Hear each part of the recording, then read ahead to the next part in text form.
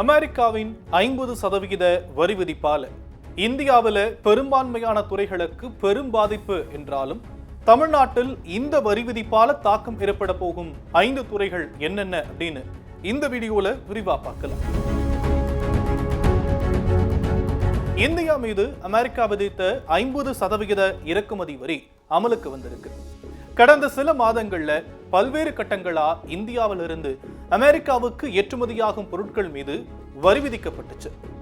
இந்தியாவிலிருந்து ஏற்றுமதியாகும் 48.2 billion dollar மதிப்பிலான பொருட்கள் அமெரிக்காவின் வரி விதிப்பால பல்வேறு துறைகளின் உற்பத்தி பாதிக்கப்படும் அப்படின்னு வல்லுநர்கள் தரப்புல சொல்லப்படுது. ரஷ்யாவிடமிருந்து கச்சா எண்ணெய் வாங்குவதை காரணம் காட்டி அதிக வரி விதிச்சிருக்கிறாங்க அமெரிக்காவுடைய நடவடிக்கையால இந்திய அளவுல குறிப்பா தமிழகத்திற்கு அதிக பாதிப்பு அப்படின்னு சொல்லப்படும் நிலையில அது எந்தெந்த துறைகள் அப்படின்னா ஜவுளித்துறை, மின்னணு துறை, உற்பத்தி துறை, ஐடி துறை, பதப்படுத்தப்பட்ட உணவு ஏற்றுமதி துறை. இதுல முதல்ல மின்னணு துறை பத்தி நம்ம பார்க்கலாம். இந்தியாவின் மின்னணு ஏற்றுமதியில தமிழ்நாடு நம்பர் 1 இடத்துல இருக்கு. தமிழ்நாட்டுடைய ஏற்றுமதி துறையில ஸ்மார்ட் போன் போன்ற மொபைல்களின் உதிரி பாகங்கள் உற்பத்தி மிக முக்கியமான பங்கு வகிக்குது. முதலில் மின்னணு உற்பத்தியில தமிழ்நாட்டுடைய நிலை என்னன்னு நம்ம பார்க்கணும். இந்தியாவுடைய மின்னணு உற்பத்தியில 5ல் 1 பங்கு தமிழ்நாட்டில் மேற்கொள்ளப்படுது. இந்தியாவுடைய மின்னணு ஏற்றுமதியில தமிழ்நாடு முதலிடத்துல இருக்கு. இந்தியாவுடைய மின்னணு ஏற்றுமதியில 30% தமிழ்நாட்டிலிருந்து மேற்கொள்ளப்படுது.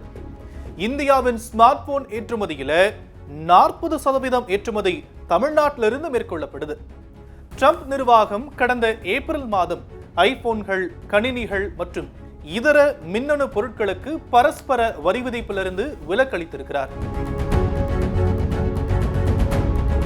உலகில் உற்பத்தி செய்யப்படக்கூடிய 5ல் 1 ஐபோன் இப்போ தமிழ்நாட்டில் இருந்துதான் செல்வதாகவும் சமீபத்தில் அமெரிக்காவுக்கு ஐபோன் ஏற்றுமதி செய்யும் நாடுகள்ல இந்தியா சீனாவை பின்னுக்கு தள்ளியதாகவும் சொல்லப்படுது. அடுத்ததா உற்பத்தி துறை. அமெரிக்க வரி விதிப்பால கோயம்புத்தூரின் ஏற்றுமதி கடுமையா பாதிக்கப்பட்டிருக்கிறதாகவும் கோயம்புத்தூர்ல இருந்து அமெரிக்காவுக்கு ஒவ்வொரு ஆண்டும் ரூபாய் 4000 கோடி மதிப்பிலான உற்பத்தி பொருட்கள் ஏற்றுமதி செய்யப்படுவதா சொல்லப்படுது. கோவையிலிருந்து ஏற்றுமதியாகும் முக்கியமான பொருட்கள் அப்படின்னா கெமிக்கல் அண்ட் ஸ்லரி பம்புகள், வால்வுகள், மைனிங் மற்றும் கிரஷிங் இயந்திர உதிரி பாகங்கள், கனரக ஆட்டோமொபைல் உதிரி பாகங்கள், காற்றாலை உதிரி பாகங்கள், இது போன்ற பொருட்கள் ஏற்றுமதி செய்யப்படும் நிலையில அமெரிக்க வணிகர்கள் இறக்குமதி வரியில ஒரு குறிப்பிட்ட பகுதியை இந்திய உற்பத்தியாளர்கள் ஏற்றுக்கொள்ள வேண்டும் அப்படின்னு நிர்பந்திப்பதா சொல்லப்படுது. அமெரிக்காவுடைய இந்த வரி விதிப்பால புது உற்பத்தி ஆர்டர்கள் வருவது நின்றுவிட்டதாகவும் உற்பத்தியாளர்கள் தரப்புல சொல்லப்படுது. அதே போல உதிரி பாகங்களுக்கு இந்தியாவைத்தான் அமெரிக்க உற்பத்தியாளர்கள் அதிகம் சார்ந்திருப்பதா சொல்லப்படுது.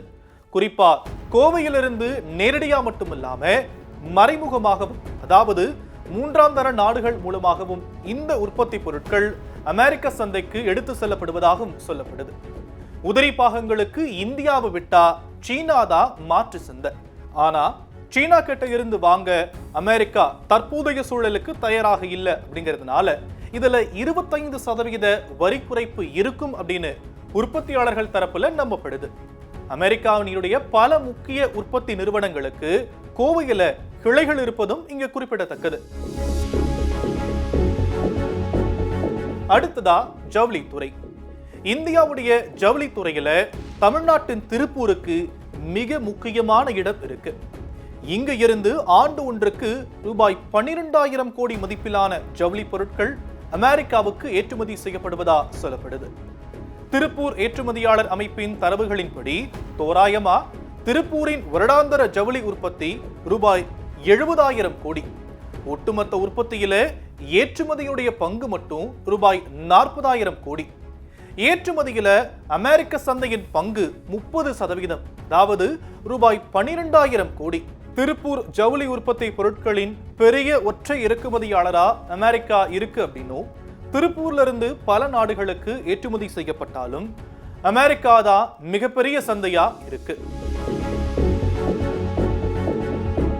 ஜவுளித்துறையின் தற்போதைய நிலவரம் என்ன அப்படின்னா, ஜவுளி உற்பத்தியை பொறுத்த வரைக்கும் ஆர்டர் பெறப்பட்டதிலிருந்து பொருட்கள் உற்பத்தியாகி டெலிவரி செய்யப்படும் வரை அந்த சுழற்சிக்கு ஆவரேஜா 120 நாட்கள் எடுத்துக்கொள்ளும் அப்படின்னு சொல்லப்படுது. தற்போது இருக்கக்கூடிய சூழ்நிலையை பார்த்தோம் அப்படின்னா, அமெரிக்க வரி விதிப்பு அறிவிக்கப்பட்ட சமயத்துல ஏற்றுமதிக்கு தயாராக இருந்த ஆடைகளை அமெரிக்க வணிகர்கள் முதல் கட்டமா இறக்குமதி வரியை செலுத்தி பெற்றுக் கொண்டிருக்கிறாங்க. ஆனா இப்போதைக்கு உற்பத்தியில் இருக்கக்கூடிய ஆர்டர்களை தற்காலிகமா நிறுத்தி வைக்குமாறு தெரிவிக்கப்பட்டிருக்கிறதாகவும், வர்த்தக பேச்சுவார்த்தைகளின் முடிவுகளின்படி அதை மேற்கொண்டு தொடரலாம் அப்படின்னு அமெரிக்க வணிகர்கள் தரப்புல தெரிவிக்கப்பட்டிருக்கு. இதனால புதிய ஆர்டர்களிலும் நிலையற்ற தன்மையும் நிலவுவதா உற்பத்தியாளர்கள் சொல்றாங்க. அடுத்ததா உணவுத்துறை. தமிழ்நாட்டுடைய உணவுப் பொருட்கள் ஏற்றுமதியில இறால் மற்றும் முட்டை மிக முக்கியமான பங்கு வகிக்குது. ஆனா அமெரிக்க வரி விதிப்பால முட்டை ஏற்றுமதிக்கு பெரிய அளவுல பாதிப்பு இருக்காது அப்படின்னும் முட்டை உற்பத்தியாளர்கள் தரப்புல சொல்லப்படுது. நாமக்கல்ல இருந்து வளைகுடா நாடுகளுக்கு தான் அதிக ஏற்றுமதி செய்யப்படுது. இதுல அமெரிக்க சந்தைக்கு கடந்த சில ஆண்டுகளாகத்தான் ஏற்றுமதி செய்யறாங்க. இருந்த போதிலும் அமெரிக்காவில் முட்டைக்கு அதிக அளவிலான தேவை இருக்கிறதாகவும், இந்திய முட்டைகள் அங்கு பல மடங்கு அதிக விலைக்கு விற்பனை செய்யப்படுவதா பார்க்கப்படுது. உதாரணத்துக்கு சொல்லணும் அப்படின்னா, இந்தியாவில் 5 ரூபாய்க்கு கொள்முதல் செய்யப்படக்கூடிய ஒரு முட்டை அமெரிக்காவில் 30 ரூபாய் வரை விற்பனை செய்யப்படுது. இதனால இந்த 50% வரி விதிக்கப்பட்டாலும் லாபம் பல மடங்கு இருக்கும் அப்படின்னு சொல்லப்படுது. ஆனா இதுக்கு நேர் எதிர்மாறா இறால் ஏற்றுமதி முற்றிலுமா பாதிக்கப்படும் அப்படின்னு வணிகர்கள் சொல்றாங்க. அடுத்ததா ஐடி துறை. அமெரிக்க வரி விதிப்புல ஐடி துறைக்கு நேரடியான பாதிப்பு இருக்காது அப்படின்னு சொல்லப்படுது. இந்தியாவுடைய ஐடி ஏற்றுமதியில 50% அமெரிக்காவை சார்ந்து இருக்கிறதாகவும், ஐடி சேவை துறைகளின் கீழ் அமெரிக்க வரி விதிப்பு இதற்கு பொருந்தாது அப்படின்னு சொல்லப்படுது. ஆனா அவற்றினுடைய வருமானத்துல சிறிய தாக்கம் இருக்கும் அப்படின்னும், வர்த்தகம் பாதிக்கப்படுவதால நாணயத்தின் மதிப்பு ஏறி இறங்கும்னு பார்க்கப்படுது. ஐடி நிறுவனங்களை பொறுத்த வரைக்கும் நிலையான டாலர் மதிப்பை வைத்து ஒப்பந்தங்கள் செய்யப்படுவதால டாலர் மதிப்பு கூடினா நிறுவனங்களுடைய வருவாயும் பாதிக்கப்படும் பார்க்கப்படுது. இதன் மூலம் நன்மைகளும் கிடைக்கலாமா, சில பாதிப்புகளும் ஏற்படலாம் அப்படின்னு கருத்துகள் முன்வைக்கப்படுது.